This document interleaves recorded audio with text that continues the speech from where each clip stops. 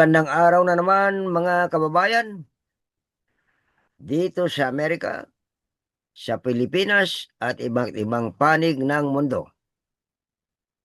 Bumabalik na naman ang inyong Buhay Pinoy sa Amerika na mapapakinggan at mapapanood ninyo through our Rodeo TV channel here at YouTube. At kasama ko, as usual, ang ating co-host, walang iba, si Dan Nino na nakabase sa Los Angeles. At ako naman ang inyong kaibigan na host dito, si Teddy Molina, na nakabase naman sa Bay Area, dito sa San Francisco, California. Magandang araw po sa inyong lahat. Pasensya na kayo kung medyo nagbago ng konting ating boses because frankly, I am under the weather. Pero maraming issue na lumalabas araw-araw, sumasabog na namamonitor namin nila at we cannot afford to lie low. Kaya kami ay bumabalik ngayon at ang ating topiko ay our main topic will be tungkol sa pag-announce ni President Bongbong Marcos na finally nabuo na niya ang so-called Independent Commission on Infrastructure or ICI at full speed daw ay full speed nag-umpisa na sila ng kanilang trabaho. So we look forward to a successful and fruitful work of the commission. Ang chairman finally nakapili na si Presidente Marcos Jr. Walang iba kung hindi si former Supreme Court Justice and former Court of Appeals presiding chairman ng Court of Appeals, si walang iba kundi si Justice, ex-Justice, retired Justice Andres Reyes Jr. At ang kanilang miyembro ay of course, unang na-announce na nito ni Presidente Marcos ay sina former DPWH Secretary Rogelio Singson and Miss Rosana Fajardo. Siya ay managing partner ng SGB accounting firm, ang number 1 accounting firm sa Pilipinas. And of course, ang mayor ng Baguio City, si Mayor Benji Magalong, former CIDG chief, isang magaling na investigador. At ang kanyang position dito ay as special advisor to the commission and investigator. Okay, Dan, take it away. Bumati ka muna. Yes, mga kababayan sa buong mundo, nandito ulit kami para magbigay ng kuro-kuro sa nangyayari sa ating bansang Pilipinas. Although nandito na kami sa America, particularly in California, we still keep tabs on what's happening in our country. Kasi mahal pa rin namin ang ating bayan na sinilangan kahit na nandito na kami sa ibang bansa dahil apektado rin kami sa Pilipinas dahil marami pa kaming mga kamag-anak dyan. At siyempre, pag napapanood namin na hindi maganda nangyayari, nalulungkot aming kalooban. Kaya kami pa rin ay nakikiramay sa nangyayari sa Pilipinas. At ngayon nga gusto naming talakayin at ang mga iba't ibang issues dyan sa Pilipinas. At alam mo, Ted, siguro nangyari itong kalulos-lulos na baha sa Metro Manila at saka some parts of Luzon dahil siguro ito na ang pinakiramdam ng ating creator. Yeah. The Noah's Ark na Yeah, God Noah's Ark. warned Noah to build an ark because uh, sinave niya sila, yung mga Noah's family. Yeah.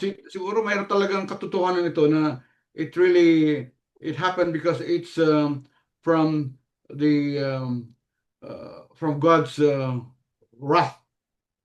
At kahit na ganun pa man, at least ay na medyo na isang tabi muna yung impeachment trial ni OBP Sara Duterte. Siguro ito muna siguro sinabi ng Diyos na kailangan mo ito mo nang gagawin nila para investigahin ang ghost projects at saka substandard projects para naman mawala na, umalis na yung mga nasasalanta, mga tao na they get flooded, may kung sila uncomfortable dahil sa walang mataas ang uh, agos ng tubig saka malalim, kaya siguro itong talagang tinadhana ng Diyos para matauhan ang ating bansang Pilipinas at saka ang ating mga leaders at saka sa mga sangay ng iba't ibang ahensya ng gobyerno. Yeah. Totoo yan, pare, yung sinabi mo. At, pero, alam mo, it's a blessing in disguise na nagkabagyo ng sunod-sunod sa Pilipinas para lumabas ang isyong ito. Na na-discover ni PBBM, si Presidente Marcos natin, ang failure ng mga flood control projects na napundohan ng bilyon-bilyon. At tuloy na-uncover niya kung sino ang manakinabang dito. At ang mga main actors ng scam na ito ay walang iba yung mga politiko in high places like senators and congressmen. It's about time na sumabog ito at the people whose money were pocketed by these politicians in cahoots with the DPWH people from top to bottom ay dapat lang na mainbestigahan ito and it should come to a fruitful conclusion. Done? Yes. Alam mo, Ted, walang umalis tayo sa Pilipinas, ganun pa rin ang ating bansang sinilangan. Yeah. Wala nang pag-asa. It's parang hopeless. Alam mo, ang Pilipinas, sana maunlad kung hindi lang itong korupsyon. Dahil we have all the natural resources, the minerals, the farm, the forest, the sea, the rivers. Alam mo, Ted, ang Singapore, noon, backwater, small country lang yan, isa sa pinakamarangyang bansa sa buong mundo. And Singapore is island state, walang rice field, walang natural resources. Okay? Ang Switzerland, walang ocean or seas, pero mayaman. Although marami silang exactly. lakes. Pare, tama. Ang Saudi Arabia, Yeah. wala silang Yeah. forest. Okay? Yeah. Ang Netherlands, wala ring forest. Ang Japan, they lack the mineral resources. Yeah. Pero maunlad sila. Kasi dahil walang korupsyon. Yeah. Walang korupsyon. Walang korupsyon. Oo. Hindi sila nasusuhulan. Pero Alam mo. sa atin, yan ang kalakaran. Exactly. Kaya mahiya naman kayo. I hope na ito ngayon ang beginning ng pagbabago ng Pilipinas, and we hope that our own president now, Bongbong Marcos, will pursue this cause that he started to a fruitful and final conclusion in the last 3 years of his presidency at magbago ang patakaran. As he said when he created this commission, ay dapat mabago ang bulok na sistema na according to him ay 2003 pa ito nagumpisa. In other words, it's almost quarter of a century. And it took Bongbong Marcos to discover this, and we should all support him in this cause and pray for the success of the probe commission that he created. Now, pare, believe ako sa kung napansin mo sa press conference niya sa Malacanang press corps in announcing the final composition with the naming and appointment of the chairman of the ICI or the Independent Commission on Infrastructure. Matapang ang mga sinabi niya. We just pray na hindi magbabago ang kanyang the boldness that he would like to pursue in bringing this to a final conclusion and start a new chapter in the Philippines and in revolutionizing finally at bringing back order in the government. Alam mo, napansin ko, sinabi niya, can you imagine a president sabihin niya na dahil merong nagbabantang mga rally, lalo na sa September 21, at malaking rally daw ito, at hindi siya natakot na merong rally. Sabi niya, if I am not president, I will even join them. Sinabi niya, and he encouraged the rallies. Yan ang nagustuhan ko sa sinabi niyang go out, go to the streets. Sabi niya, express your outrage, express your anger. Ipaalam ninyo sa kanila, referring sa mga corrupt politicians. Ipaalam ninyo sa kanila ang inyong galit. At kung hindi lang ako presidente, I will join you. Imagine, I did not expect him to say that. Kasi it's contrary to what other presidents in the past in the Philippines or even in other parts of the world. Takot sila sa rally. Oo. Kung maaari, ma-quell down ang rally. But here comes a Bongbong Marcos encouraging them to go out to the streets in big numbers. Correct. Sasama pa daw. Oo. And with this kind of president who is leading this fight against this massive corruption, let us support him and let's pray for his success. Yes, Teddy.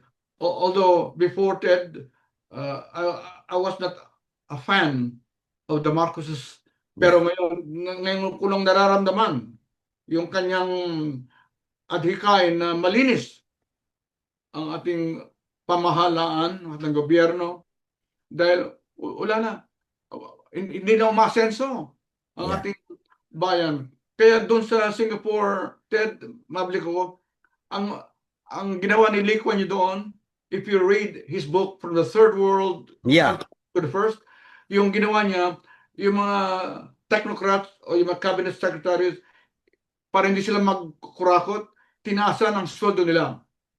Kasi may mga nagkurakot dyan noon, pero they were shamed. May iba umalis na, yung may ibang nagpatiwakal. Nag-suicide. Nag-suicide, dahil sa kahihiyan. Alam mo pare, kung mag-uso sa Pilipinas ang mag-suicide na politiko,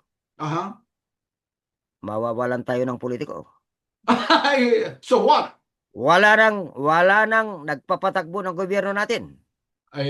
Pero kung gano'n naman ang... Pero ang sinabi mo, so what? Hindi mag-suicide na sila lahat, di ba? Mag-suicide sila? We do not need these rascals. Alright.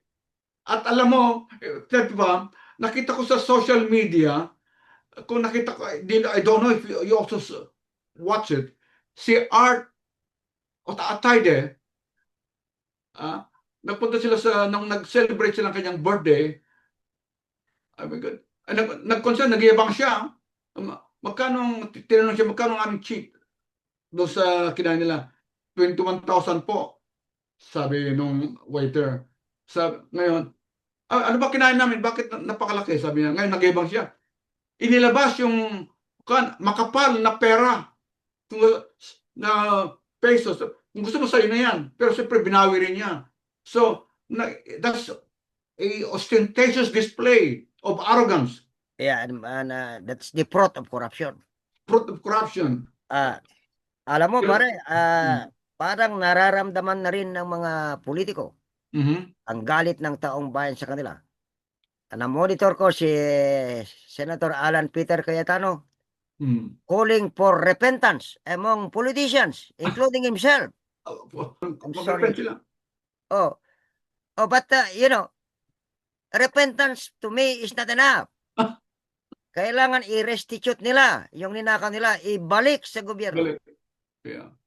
Kasi hindi nila pera yon, pera ng taong bayan. Tama ka dyan, Ted. At saka ito naman si mga Diskaya, no? Kung Yeah. pa, it was a ostentatious display of luxury. Parang 80 cars, and then 4 of them are luxury cars. Yeah. At buti naman ang ginawa ni Customs Commissioner Arnel Nepomuceno. Nepomuceno na may ibang luxury doon, hindi duman sa customs, o baka incomplete ang paperwork, o di kaya yung smuggled, or may kakutsaba. Imagine, halimbawa, isang kotse, Bentley or Rolls Royce, mayroong puti, mayroong itim, ay masyado ng itong, what? Masyado ng nakakadira na yung ganun. Garapal ang Garapal. tawag ito, pare. Pero Garapal. alam mo nung Teddy, kaya sila daw, sabi lang, hindi ito lang daw, kundi ang sinabi nila sa hearing na hindi naman daw sila pwedeng hindi magbigay kasi yung itong mga DPWH, they demand SOP, Standard Operation Procedure kickback, 30%. Tapos, mayroon na namang kasamang, kasi sa taas, they name names siguro, they drop names, na kasi bigyan din namin yung nakakataas. Pare, ang pinag-usapan natin ang grupo ng mga Diskaya, yung mag-asawang Pacifico at Sara Diskaya.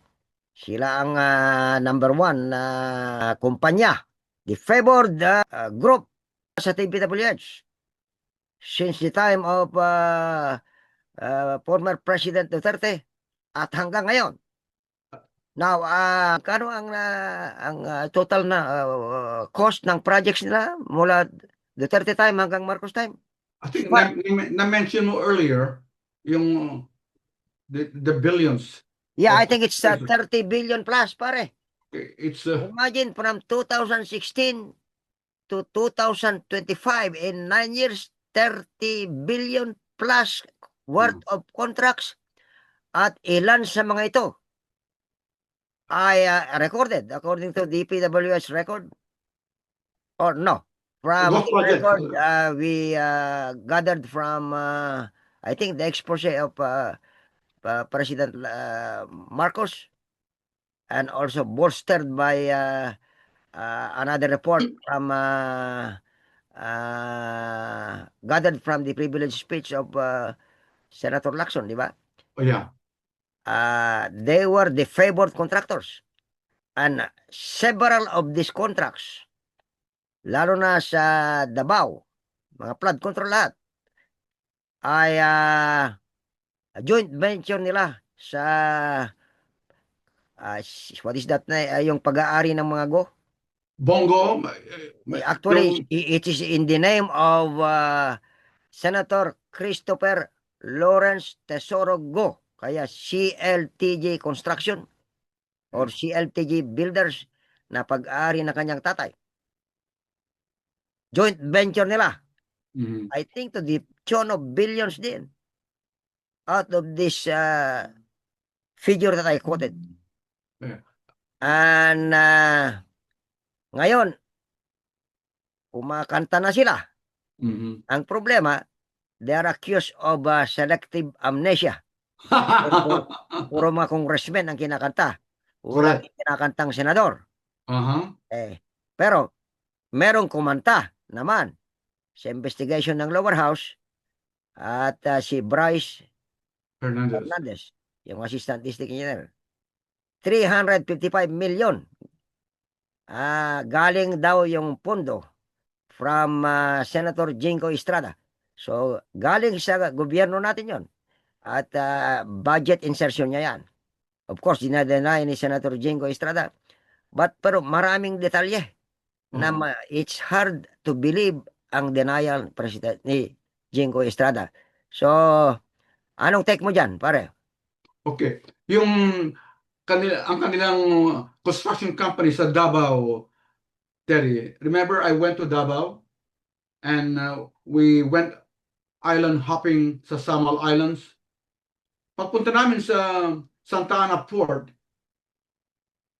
flooded ang street going to the port.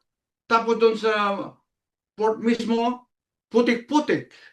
Ngayon sana kung maraming pondo si Bongo at ang kanyang pamilya, sana maayos nila yung Davao. At not only that, sa suburb ng Davao, pati yung kanilang traffic lights, walang traffic lights. At kaya ma-traffic sa suburb ng Davao City at wala ring police na nagmamando doon sa traffic light zone. So sana dahil marami kayong budget sa Davao kasi Davao City is controlled by the family of the Duterte, sana naman ayusin ninyong mismo ninyong territory sa Davao. Kaya wala, sabi ko sa iyo Ted, wala nang pag-asa ang Pilipinas as of now. Okay? At saka kaya pala yung mga estudyante o yung mga aktivista nagpunta sa harap ng bayan ng Diskaya, talagang punong-puno na Ted, dahil parang talagang punong-puno na ang ating mga tao sa Pilipinas. Yeah. Kaya walang I don't know where the Philippines will emerge from this emerge victorious or emerge or to this problem will be resolved in the immediate future. Parang wala na akong nakikita dahil nung estudyante pa tayo, ang korupsyon talamak na. Pero pare, as they say, there is light Adult at the end of the tunnel. And hope springs eternal. Kaya let us pray na itong inumpusahan ni PBBM na if you can call it a crusade, Crusade. ay through the ICI headed by ex-Justice Reyes, Andres Correct. Reyes, right? Junior. It will really do the job well and walang kinikilingan at walang sinasanto. Sinabi ni PBBM na independent ang kanilang investigasyon. In other words, walang makikialam. Pati siya. Kaya matapang din niyang sinagot yung tanong ng isang member ng Malacanang Press Corps. Napansin ko pare, kaya I took note of that. Nung tinanong na paano sina Speaker Martin Romualdez at si Congressman Saldico, naging chairman ng Appropriation. Appropriation. Appropriations Committee, will they be spared? I think that's the question. Sabi niya ay walang may spare. Kaibigan man, allies or relatives ang masagasaan. At in so many words, ang sinabi niya ay gagawin ng ICI ang dapat gawin Yeah. at walang sasantuhin. Yeah. Let's If I pray may, for that yeah. to happen. Probably one line that I want to add on that statement ni President Marcos Jr. Leave no stone unturned. Yeah, correct pare, tama. Leave no stone Tama, unturned. tama. Dahil para mawalan itong corruption, dahil kung may corruption, mas maulat sa ng Pilipinas. Di ba nung yan din ang yung theme ni President Estrada noon, kaya nanalo siya. Yeah, Um, kaya lang, wala. hanggang rhetorics lang naman. Hanggang rhetoric lang naman. At I hope na hindi ganyan ang mangyayari sa mga ah, ah, sinasabi ni PBBM na I have reason to believe na he will fight this corruption to the end kasi this will be his lasting legacy. yeah, At in the midterm of his kahit term. paano ay mabago ang pagtingin ng ibang tao ah, sa kanyang pamilya. Correct. At At saka, biro mo, Ted, this is the chance for him. He should not spoil the chance. yeah, Uh, change that image sa mga ibang tao tungkol sa yeah, kanilang pamilya. yeah. Biro mo yung nasa TV, Ted, binabato ng putik ang yung mukha nila Joel Villanueva, saka si Jingo Estrada. Hindi ba nakakaya yun? Yung mga aktivista, binabato yung kanilang Tama. Hindi ba si Senator Joel Villanueva idinadawit din ni Bryce Hernandez? Right, oo. 12 billion ang kanyang budget insertion. And Yeah. most of them went to Bulacan. Pupunto Bulacan. Kaya Pero, hanggang ngayon, lubog pa rin ang Bulacan. oh, At mayroon mang bagyo, wala. So where did all this money go? yeah. Kaya nga yung sinasabi ko nung una nating vlogs, Ted, na kung mayroon sana PPP, private-public partnership, katulad ni Yeah. CEO Ramon Ang ng San Miguel Corporation, Yeah, exactly.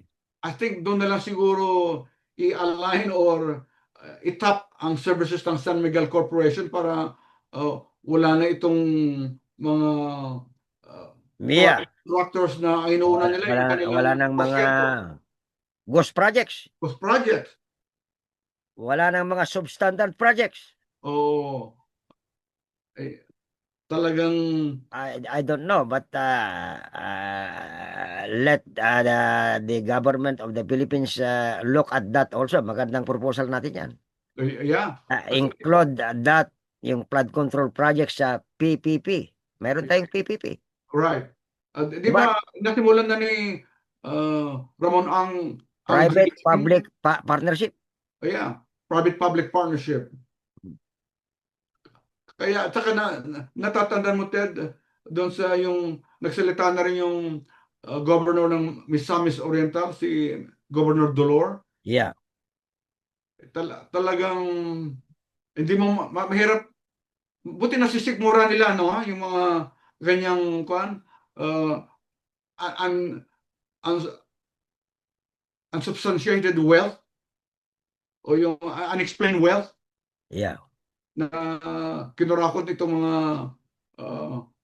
empleyado ng DPWH, nakakutsaba nila ang contractors, kakutsaba nila ang mga politicians, mga congressmen at saka senators. Di ba? Ang tawag ng mga congressman noon nandiyan pa tayo congressmen. Yeah. Ang senators naman senatongs. Hindi ba sila nasihiya rito? Yeah. Tapos pag in-interview sila ng media, katulad ng island ni Arjo Atayde sa Batangas, bago ka makapunta doon, mag-helicopter ka, sasakay ka sa yate. Yeah. Yung tatay niya si Art Atayde, nagyayabang na nakapal-kapal ang dala niyang pera. Oh my God. Parang what a nerve. Yeah. Kaya hindi na kami nahiyang um, i-expose ito or mag-komentaryo dito sa nangyayari sa Pilipinas dahil nakakadire, Ted, nakakainis. Yeah. Kaya, Oh, yun eh. ngayon, pare, Mm. anong masasabi mo sa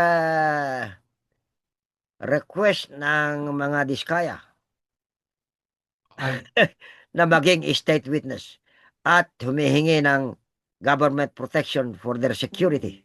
okay. Ang government protection, Ed, the, the government will provide that and I don't have any problem there. The state government has the authority to protect the witnesses, the suspects, and the accused. Pero yung as a state witness, the disguise should reveal or everything. Mayroong patakaran ng Department of Justice dyan eh. Sabi kaya hindi basta-basta maging state witness sila kung hindi duman sa proseso na At established saka, by the they should be the Department. least guilty. Yeah. One of the most guilty itong mga ito eh. How can they Oo. qualify to be a state witness? Yun na nga rin. Kaya At tapos, pinapag-aaralan pa ng Department of Justice at saka ang Senate kung sila ay magiging state witness. Pero ang gusto ni Marcoleta, silang aproban ng Senate President na sila ay maging state witness but they have to go through the process. Ted, yeah. Yeah, pero sa kalaki ng pundo na hindi nila ma-account since the Duterte administration until now. You know, I was reviewing itong merong nag-forward sa akin. Ay, noong time ni Duterte, I mean, President Duterte, former President Duterte, for 1 year alone, no, 6 months alone, July 26, no, 1 year and 6 months, or 5 months, July 2016 up to December 2017, ang St. Gerard Construction General Contractors and Development Corporation na pag-aari ng mga diskaya, sila ang number 1 sa list of contractors.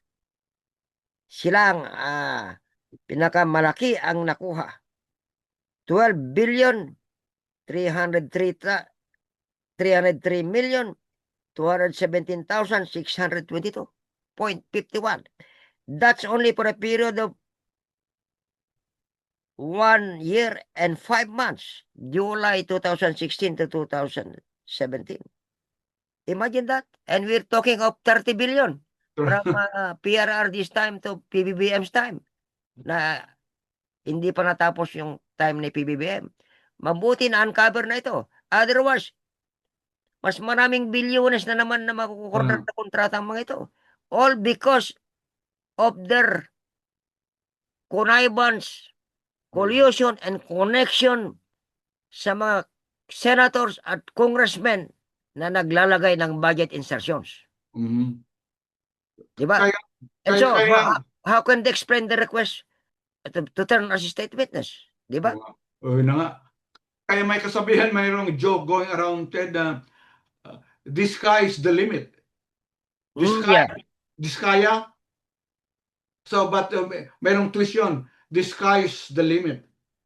Diskayas. Diskayas. So, the sky is the limit. Diskaya, they're really following their last name, Diskaya. It's the limit, Diskaya. Yeah, and they are showing it. Showing it. Imagine, they have I think the biggest and most luxurious fleet of vehicles in town, in the Philippines.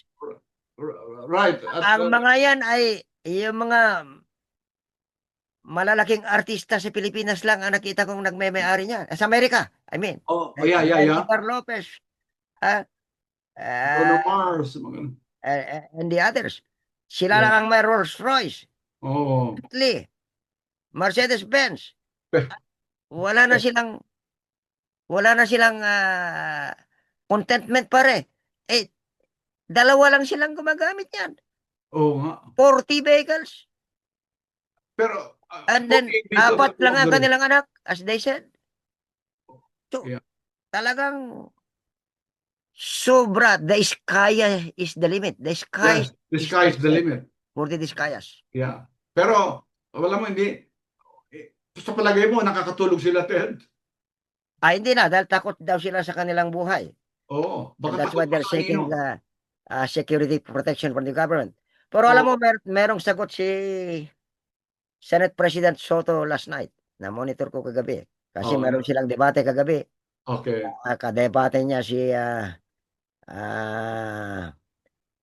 Senator Marcoleta at saka si Senator Cayetano. Oo. At ang issue doon na isa ay iniraise ni Marcoleta ay yung tungkol sa request ng mga Diskaya endorsed by the committee, Blue Ribbon Committee chaired by Marcoleta, Senator Marcoleta. Nung Bakit daw panahon hindi pinarmaan ni Senator Soto when the leadership of the Senate change. changed? Mm. Alam mo ang sagot niya? I can recall perfectly. Sabi niya, alam mo, hindi na kailangan humingi sila ng government protection for their security. Ang dami nilang bilyones. Gusto nila ng gwardiya. They could hire 1,000 security guards to secure them. Bakit aasar ka pa sa gobyerno ng government protection? You can pay for security guards with your billions of money. Correct. Pag-depend ka pa sa gobyerno. Oo nga. Mag-hire ka na. Kahit Mag-hire 1,000 ang kukunin mo, kaya niyong bayaran yan. Sa bagay. Why depend on the government? At saka, on the issue of granting her the request endorsed by Marcoleta's committee as a state witness, ang sagot ni Senator Soto ay tama ang sagot niya. Ang alam ko sa batas, sabi niya, hindi yung most guilty or one of the most guilty ang magiging state witness. Yan ang alam ko sa batas, Your Honor, sabi niya. Abogado si Marcoleta, hindi abogado ang nagsabi sa kanya. So, maliwanag na pinoprotektahan ni Marcoleta at ang grupo niya. Ang Parang obvious, naging obvious na ngayon. Ano ha? Exactly. Oo, naging obvious na ngayon. Yeah. Buti Anong na- take mo dyan, pare?